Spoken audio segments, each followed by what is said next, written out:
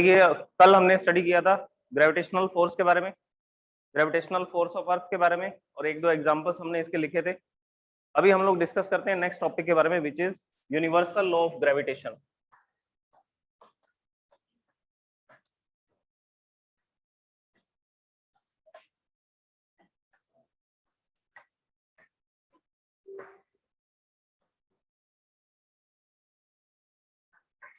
देखिए universal law of gravitation को किसने लिखा था 16th सेंचुरी के अंदर?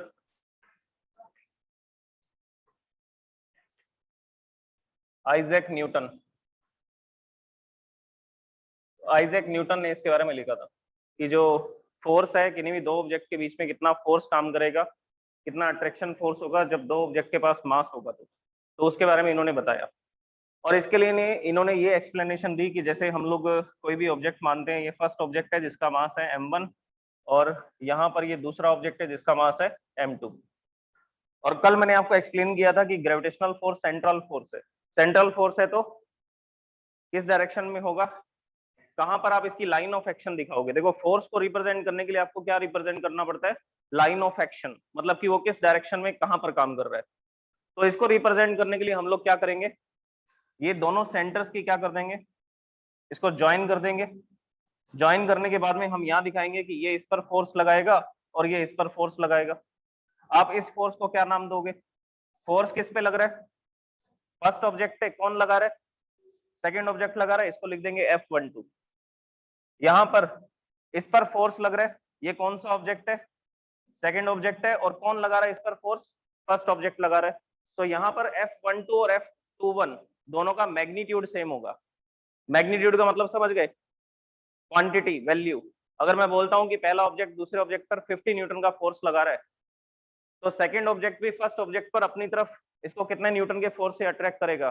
50 न्यूटन के फोर्स से। तो मैग्नीट्यूड सेम है, ये भी 50 से अट्रैक्ट कर रहा है, ये भी 50 से अट्रैक्ट कर रहा है। डायरेक्शन, डायरेक्शन अपोजिट है। तो सबसे पहले हम लोग यहाँ पर यही प्रूफ करके बता रहे हैं कि ये कौन सी लॉ को ओबे कर रहा है, ये एक्शन रिएक्शन लॉ को ओबे कर रहा है।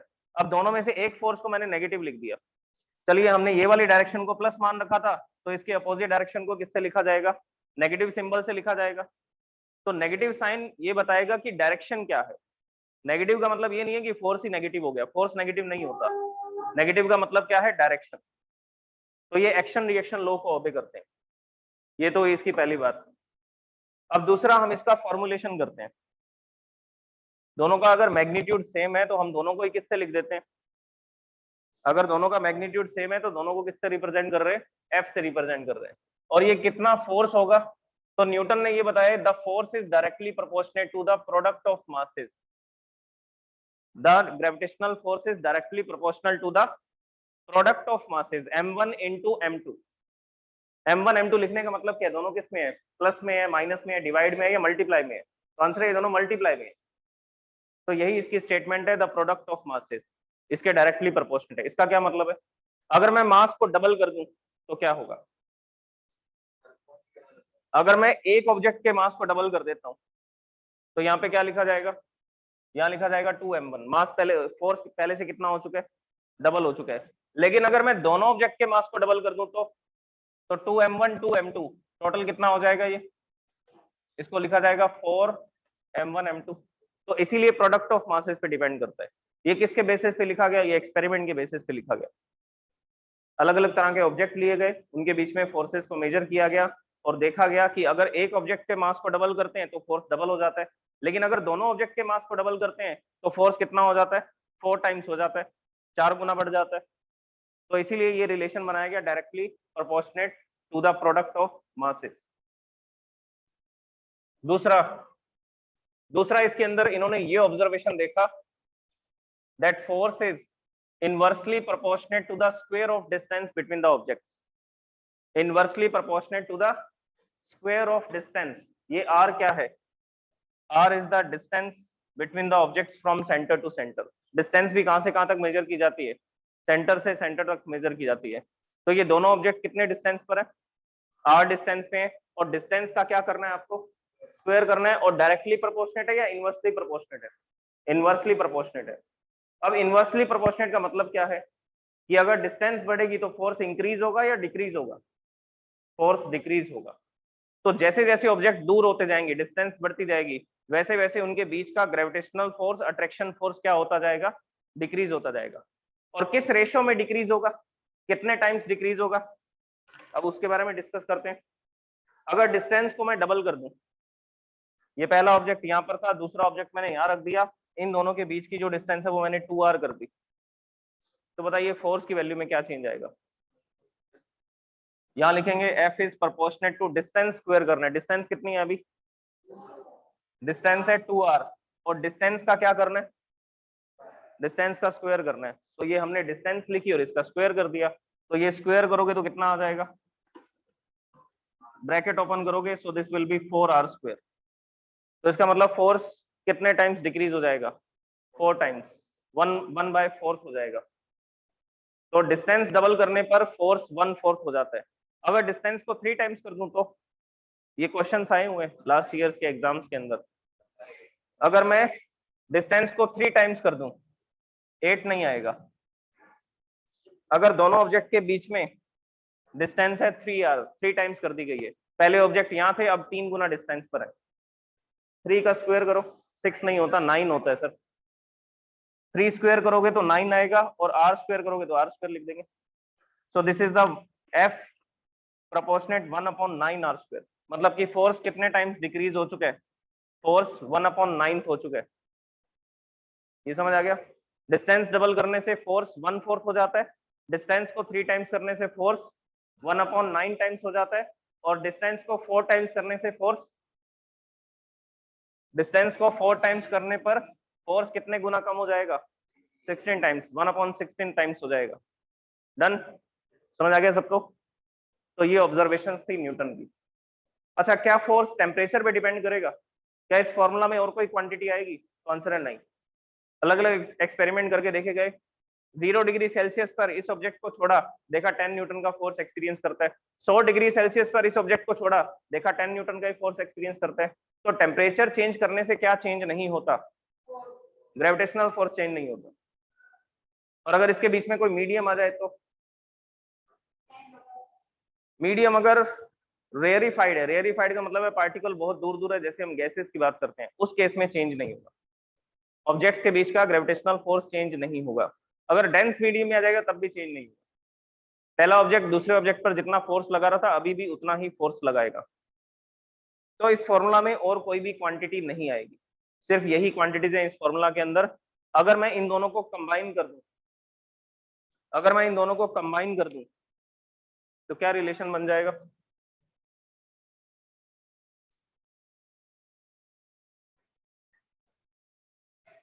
इसको बोलेंगे force is directly proportionate to the product of masses and inversely proportionate to the square of distance between the objects.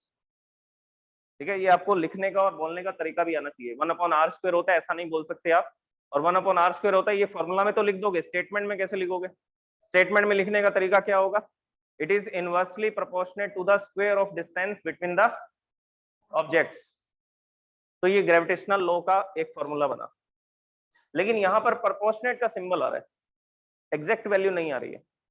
Exact value कैसे आएगी, फिर यहाँ पर एक कांस्टेंट अप्लाई करना पड़ेगा।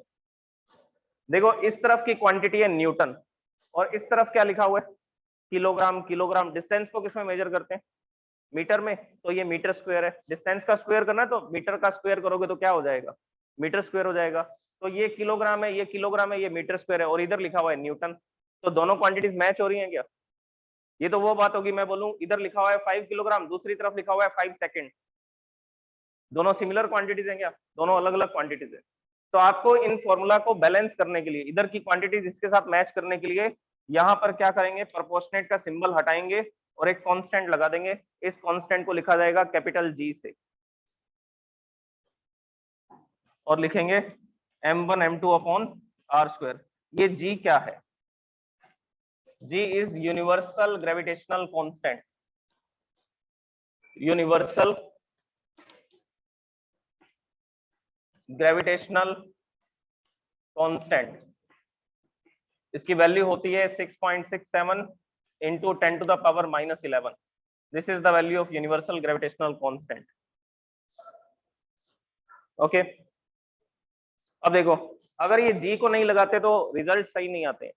मैंने बोला कि ये बैलेंस करने के काम में आएगा, कि इधर न्यूटन आ रहा है, इधर किलोग्राम्स आ रहे हैं, तो दोनों तरफ की क्वांटिटीज को बैलेंस करना है। बैलेंस करने के लिए ये कांस्टेंट को यहाँ अप्लाई किया गया। अभी तक फॉर्मूला में सिर्फ इतनी ही क्वांटिटीज है।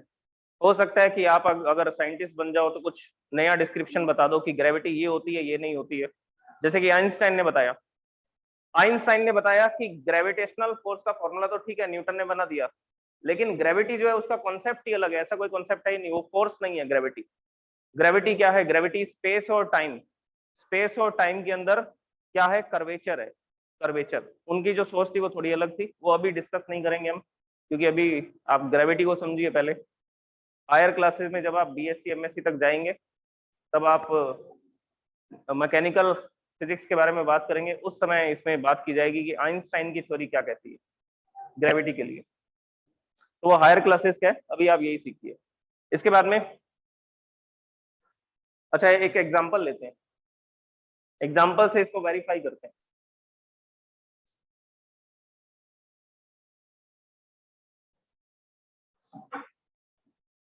एग्जांपल ये है कि हमारे पास एक ऑब्जेक्ट है जो कि कितने किलोग्राम का है? 1 किलोग्राम का। दूसरा ऑब्जेक्ट है, ये भी कितने किलोग्राम का है? ये भी 1 किलोग्राम का है। और इन दोनों ऑब्जेक्ट के बीच में कितने डिस्टेंस है? 1 मीटर की डिस्टेंस है।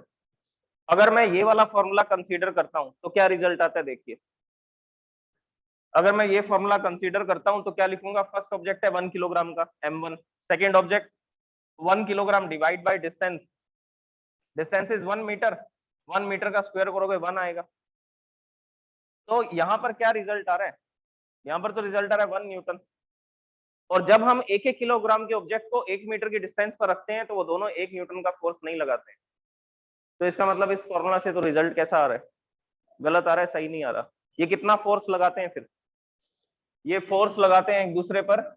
उस फोर्स की वैल्यू को मेजर किया गया है 6.67 इंटू 10⁻⁻11 न्यूटन। ये इतना फोर्स लगाते हैं एक दूसरे पे।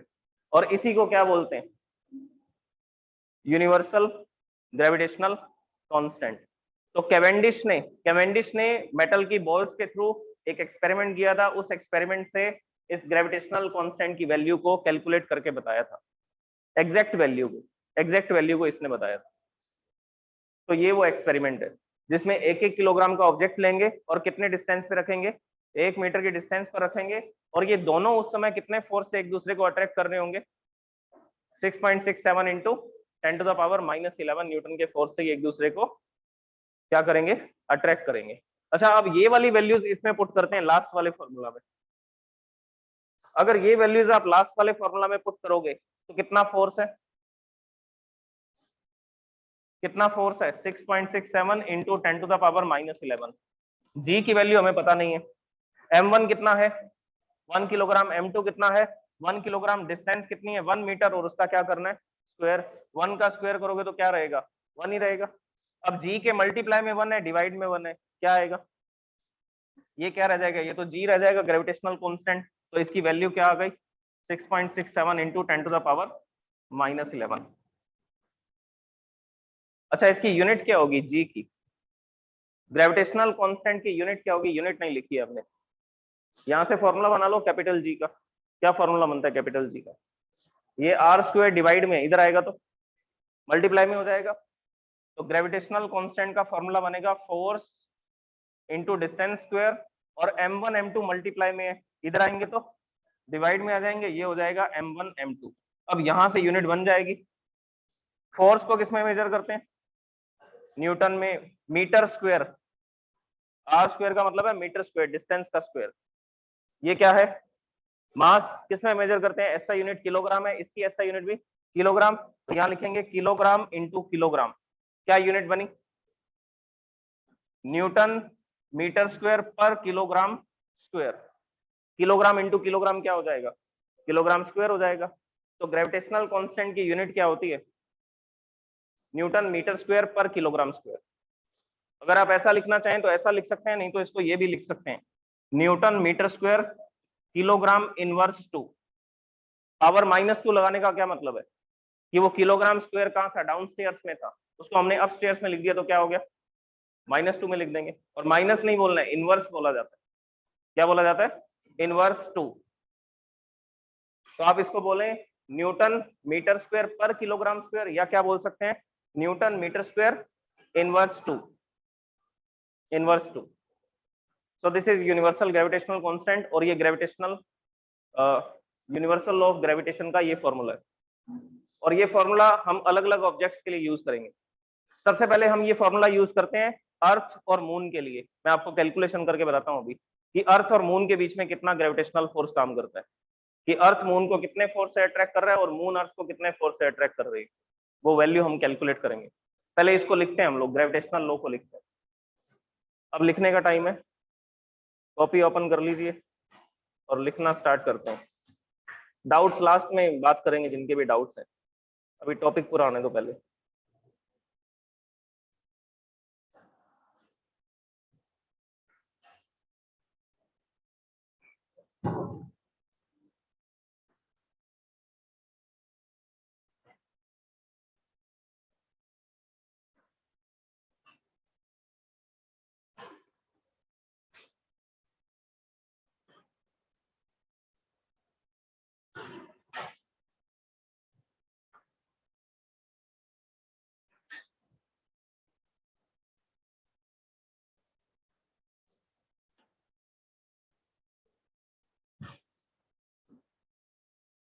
हाँ जी, तो ये हमने डिस्कस किया था और यही डेफिनेशंस है, नोट कर लिया सब लोगों ने।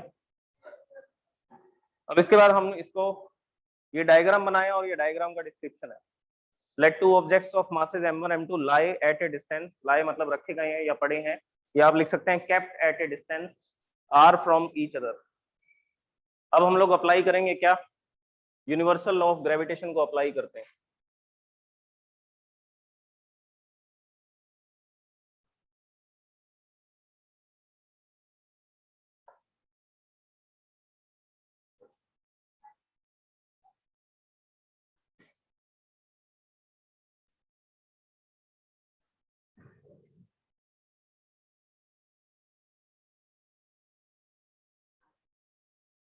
डायग्राम के बाद में डिस्क्रिप्शन, डिस्क्रिप्शन के बाद में यहाँ से ये स्टेटमेंट लिखनी है, as per the Newton's universal law of gravitation. Diagram में मासेस को m1 m2 से लिखा गया, डायरेक्टली प्रोपोर्शनेट है प्रोडक्ट ऑफ मासेस के, इनवर्सली प्रोपोर्शनेट है square of distance between objects. फिर प्रोपोर्शनेट के सिंबल को हटा करके कांस्टेंट लिखा, this constant is called universal gravitational constant and its value is 6.67 into 10⁻⁻11 newton metre square per kilogram square.